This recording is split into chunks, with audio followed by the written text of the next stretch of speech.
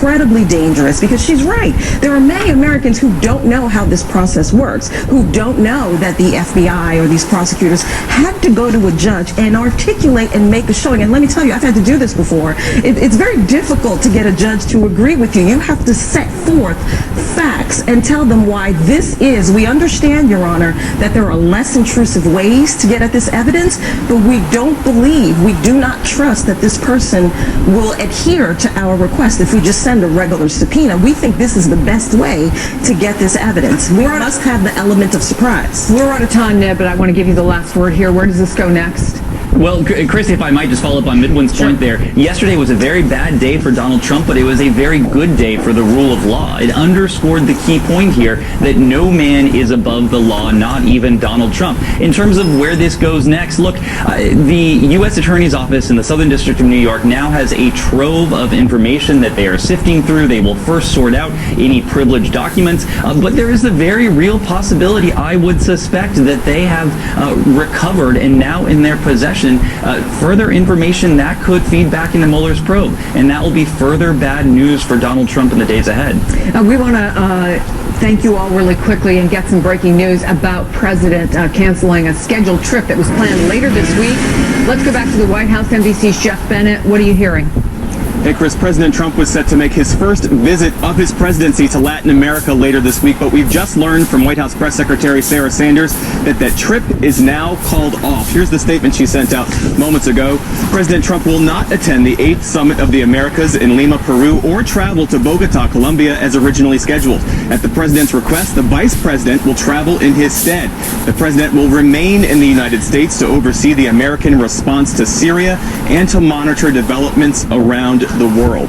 Now, you remember yesterday the president set out a timeline of 24 to 48 hours as to when he would make his decision known as it relates to the U.S. response to the crisis in Syria. So we could get some more clarity on that today. But Sarah Sanders is now pinning the fact that this trip is canceled on some of that decision-making. Chris. All right, thank you, Jeff, for that. And we want to get to another big story that demonstrates just how wide-ranging the Mueller investigation has become. This morning, the New York Times reports that the special counsel's office is looking into a $150,000 donation from a Ukrainian billionaire to the Trump Foundation. That's according to 3 people briefed on the matter. In exchange for the money, then candidate Trump agreed to appear via video link during a conference in Kiev. This was in the fall of 2015. So why is that significant? Well, it appears to be part of a broader look at foreign money sent to Trump and his associates in the months leading up to the election. According to the Times, neither the Trump organization nor the president's lawyers would comment on the report. Let me bring in New York Times reporter Michael Schmidt, who co-authored that article. Michael, we usually hear about alleged ties to Russia. What more can you tell us about these ties to Ukraine? Well, this was a Ukrainian steel magnate that had made this donation to Trump's foundation. He is not someone that is closely aligned with Putin. He is not someone that has done work with Paul Manafort that we know about, the president's former campaign chairman who's been indicted.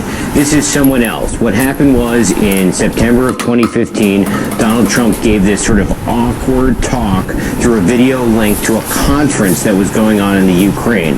Michael Cohen, the same Michael Cohen that's in the news for the search warrant that was executed on his office, had the group that Mr. Trump gave the presentation to donate $150,000 to his foundation.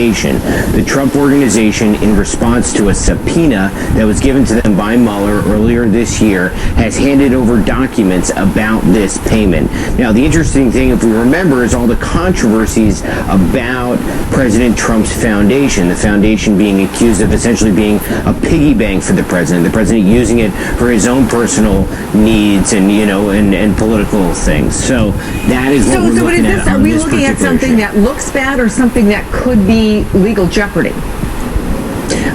We don't know, and that's a fair thing. It's a similar issue that came up with the Clinton Foundation. These are donations that are going into the foundation in exchange for speeches from foreign donors with a lot of money.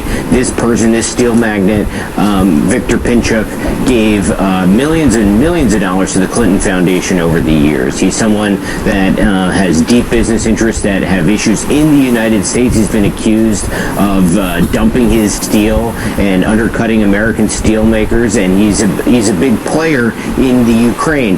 But the difference is that this is not someone that we know of direct ties to Russia.